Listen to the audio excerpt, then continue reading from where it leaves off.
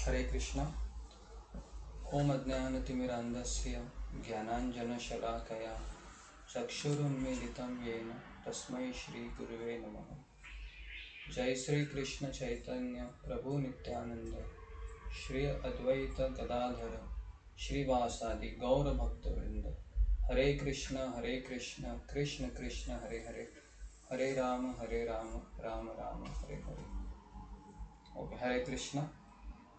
तो आपका स्वागत है। तो कल हमने चर्चा की थी कि भगवत गीता का जो पहला अध्याय है अर्जुन विषाद योग या सैन्य निरीक्षण, तो उस पे से कल हमने एक भाग का आपको स्पष्टीकरण दिया। तो आज हम दूसरे भाग को या दूसरे एपिसोड को शुरू करते हैं। ठीक है, तो आगे बढ़ने से पहले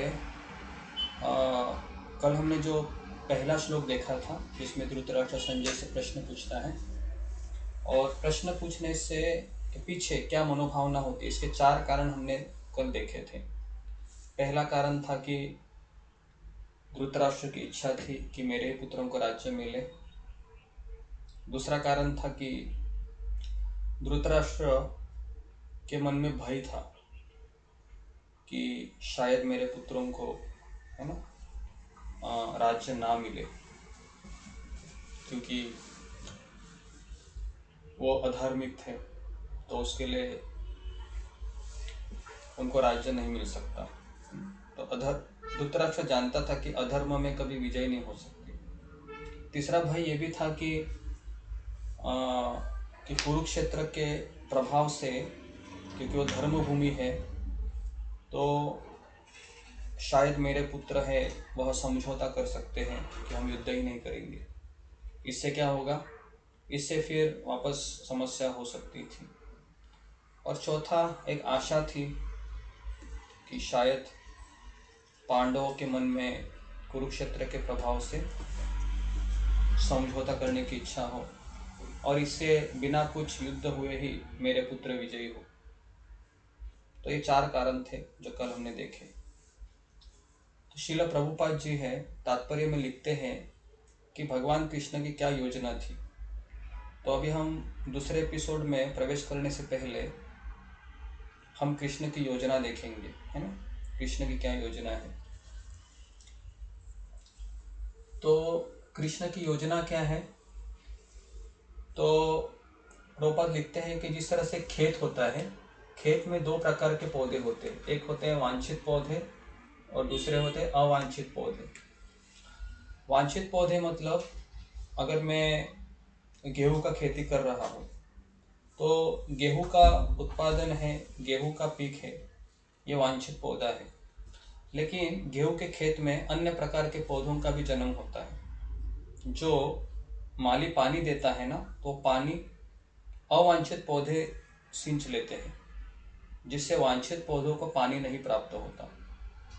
तो एक माली होता है, वो हमेशा उन अवांछित पौधों को निकालने का कार्य करता है।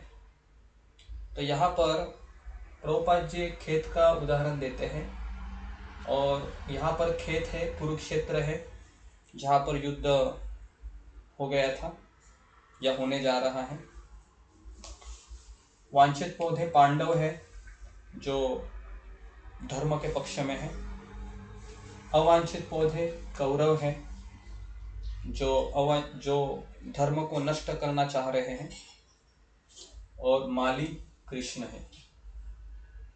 तो कृष्ण की ये योजना थी, तो इसलिए कृष्ण की इच्छा से ही कुरुक्षेत्र रूपी युद्ध भूमि का चयन हुआ था। तो अभी हम आपको दूसरे श्लोक से 11 श्लोक तक का वर्णन कराते हैं। ओके, हरे कृष्णा। तो अभी हम 2 से लेके 11 श्लोक तक चर्चा करेंगे। श्लोक क्रमांक 2 में पढ़ रहा हूँ। संजय उवाच व्यूढ़ां तुम द्रुपद दुष्टा तो पांडवानीकं व्यूढ़ं दुर्योधनस्तथा आचार्य उपसंगम्य राजा वचनम अब्रवीत। तो दूसरे श्लोक में है ना, श्लोक क्रमांक 2 से लेके श्लोक क्रमांक 11 तक दुर्योधन का सैन्य निरीक्षण।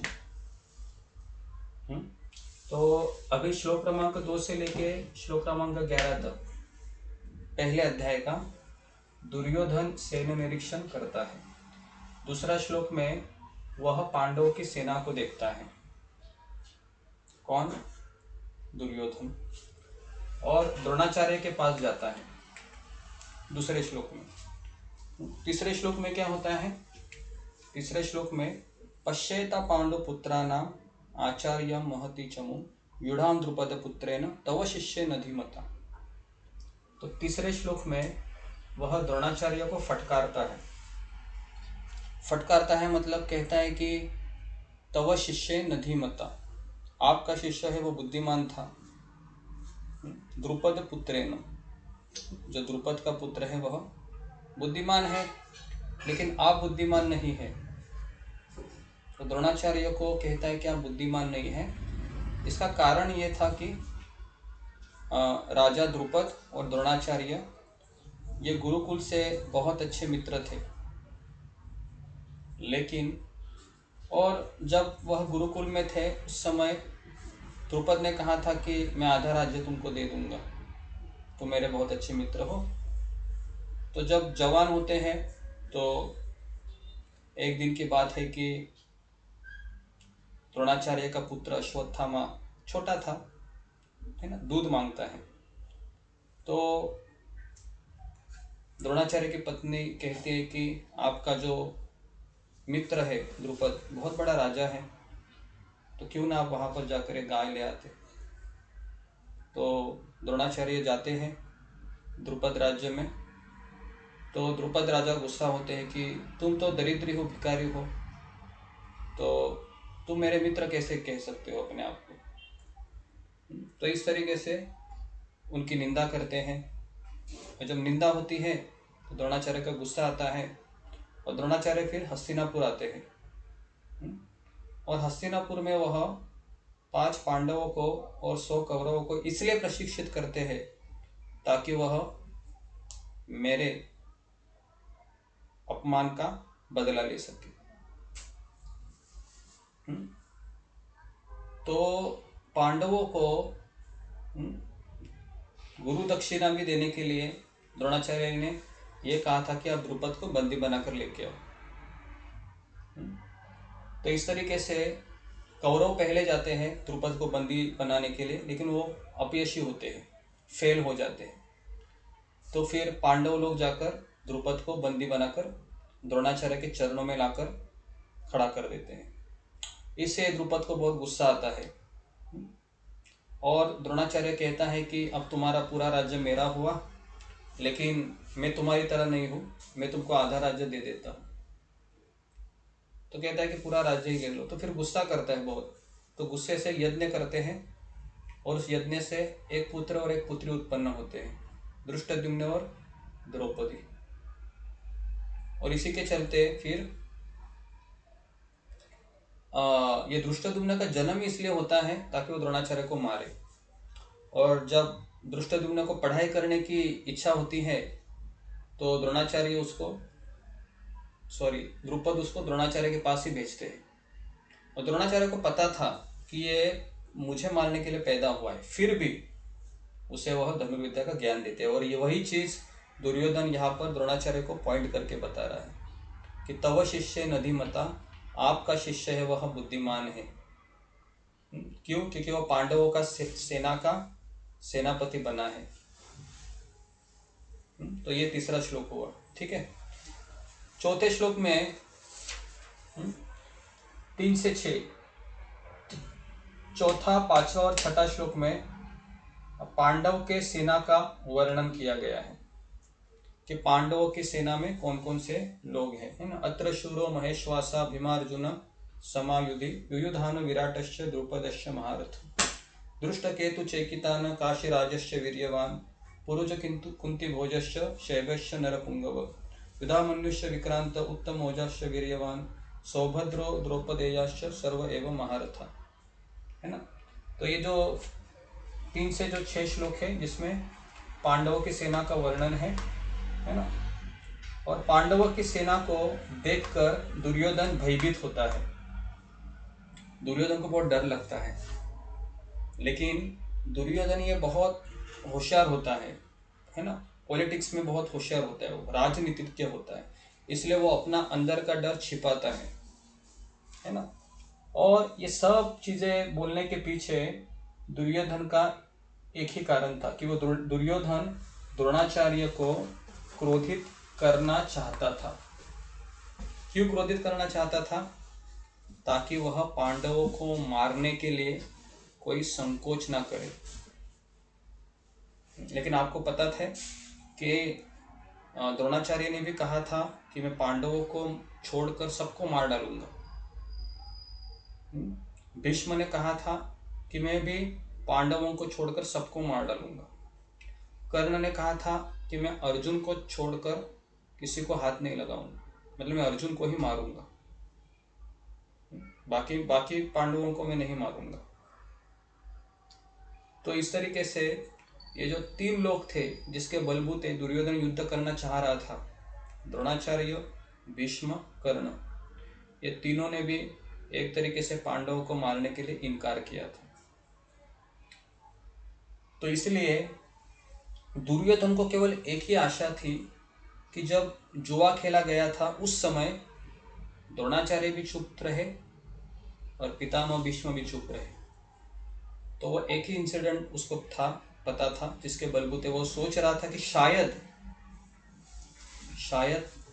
द्रोणाचार्य और पितामह भीष्म पांडवों को मार सकते हैं शायद, लेकिन उन्होंने मना किया था पहले से। तो इसके लिए वो भड़काना चाह रहा था, उकसाना चाह रहा था। किसको? द्रोणाचार्य को। ठीक है, तो अभी हम 7, 8, 9, 10, 11 है ना, ये श्लोक हम आगे देखते हैं अभी।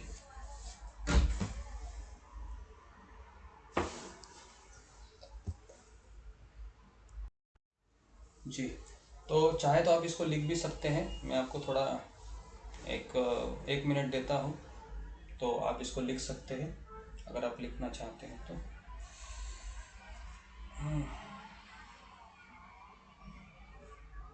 या फिर आप स्क्रीनशॉट भी ले सकते हैं, बाद में भी आप लिख सकते हैं। तो श्लोक क्रमांक 7, 8, 9, 10 और 11 है ना। तो 7वां जो श्लोक है, 8, 9, 10, 11, ये 4 श्लोक हैं। मैं आपको एक्सप्लेन करता हूँ।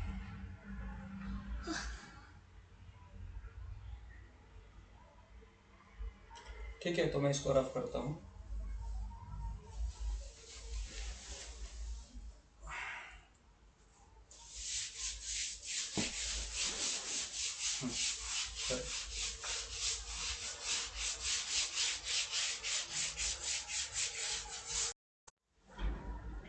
ओके, हरे कृष्णा। तो श्लोक क्रमांक 7, 8, 9, इन 3 श्लोकों में दुर्योधन अपनी सेना का वर्णन करते हैं। तो दुर्योधन ने अपना भय छिपाने के लिए अपनी सेना का वर्णन करता है। तो दुर्योधन भयभीत हुआ था, लेकिन वो भय छिपाना चाह रहा था। आप सबको पता होगा कि पांडव और कौरवों का काफ़ी युद्ध हुआ कुरुक्षेत्र के युद्ध होने से पहले भी, लेकिन ऐसा एक भी युद्ध नहीं थे कि दुर्योधन या कौरव पांडवों से जीत पाए थे। ऐसा एक भी युद्ध नहीं था। विराट का भी युद्ध हुआ था अज्ञातवास के समय, उस समय भी पांडवों ने, अर्जुन ने अकेले हराया था। जब दुर्योधन को गंधर्वों ने किडनैप किया था उस समय भी ये दुर्योधन गंधर्वों से भी हार गया था। इससे भी पहले काफ़ी युद्ध हुए थे, लेकिन दुर्योधन कुछ नहीं बिगाड़ पाया था। लेकिन दुर्योधन ने अपना भय छिपाने के लिए अपनी सेना का वर्णन करता है ना। पांडवों ने ज़्यादा कुछ नहीं था, 5 गांव मांगे थे, है ना। छोटा छोटे गांव दे दो हमको, हम क्षत्रिय हैं तो हम तो खेती बाड़ी कर नहीं सकते, ना हम भिक्षा मांग सकते ब्राह्मणों की तरह, ना हम किसी की नौकरी कर सकते हैं, तो हमें केवल 5 गांव दे दो। लेकिन दुर्योधन ने कहा कि कुछ नहीं देंगे, सुई के नोक की इतनी भी जगह नहीं मिलेगी, इसलिए युद्ध हुआ था। समझौता करने से काफ़ी चीज़ें हल हो जाती है ना, और विद्रोह करने से कुछ निष्पन्न नहीं होता। तो दुर्योधन ने अपना भय छिपाने के लिए अपनी सेना का वर्णन करते हैं, है ना। अस्माकं तु विशेषता ये तानि बोध द्विजोत्तम, नायका मम सैन्यस्य संज्ञार्थतां ब्रवीमि। भवान् भीष्मस्य कर्णस्य कृपस्य समितिञ्जय अश्वत्थामा विकर्णस्य सोमदत्तस्तथैत्यवच अन्ये च बहवः शूरो मदर्थे त्वक्तजीविता नानाशस्त्रपहरणा सर्वे युद्धा विशारदा, है ना। तो अपनी सेना का वर्णन करता है, 7, 8, 9 कौरव सेना का वर्णन, है ना। उनकी सेना में भीष्म, कर्ण, कृपाचार्य, अश्वत्थामा, विकर्ण, है ना, फिर भूरिश्रवा, तो ये इनका सब नाम लेते हैं वो, है ना, 7, 8, 9 में। और 10 और 11, है ना, 10 और 11 में वह तुलना करता है, कहता है कि किसकी तुलना करता है, भीम और भीष्म की। तो कौरवों के सेनापति भीष्म थे और पांडवों का जो सेनापति था वो दुष्टद्युम्न था। अर्जुन भी था, एक तरीके से सेनापति नहीं थे लेकिन वन मैन शो हो सकते थे, लेकिन फिर भी भीम का नाम लेता है वो, जानबूझकर वो भीम का नाम लेता है। पता है क्यों? क्योंकि वो जानता है कि अगर मुझे कोई मार सकता है तो वह केवल भीम है। तो भीम के साथ उसकी पुरानी शत्रुता थी, इसके लिए वह भीम का नाम लेता है। कहता है कि हमारी शक्ति असीमित है, अपरिमेय है, और पांडवों की शक्ति पर्याप्त है, सीमित है। तो इस तरीके से वह तुलना करता है दुर्योधन।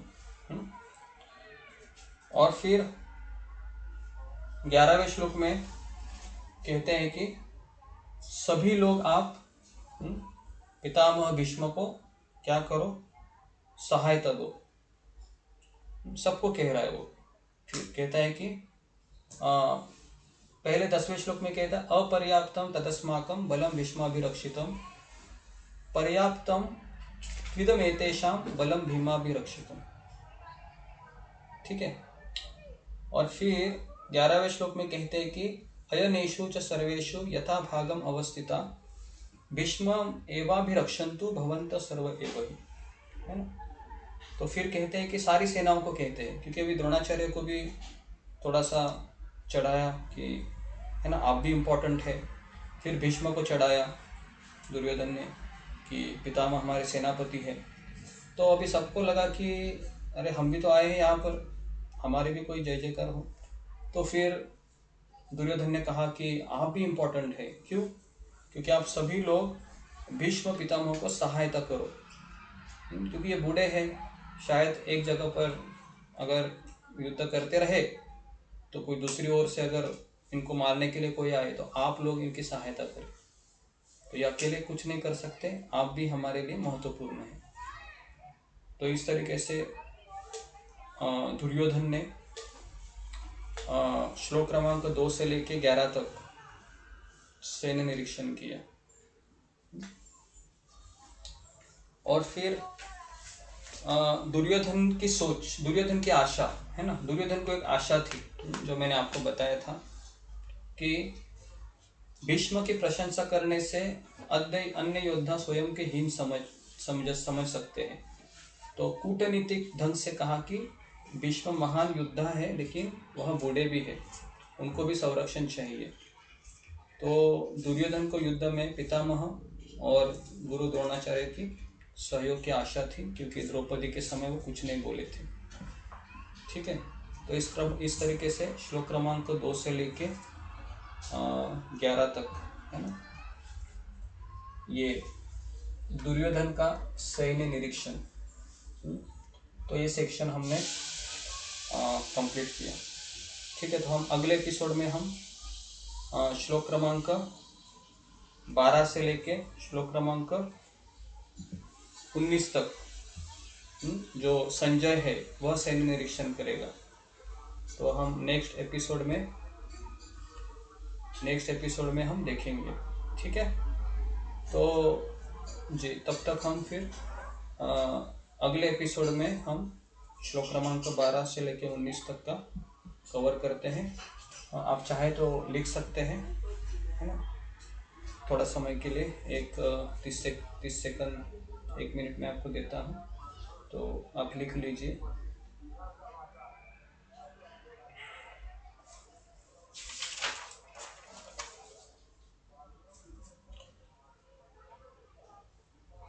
ओके, हरे कृष्णा कृष्ण कृष्ण हरे हरे, हरे राम राम राम हरे हरे।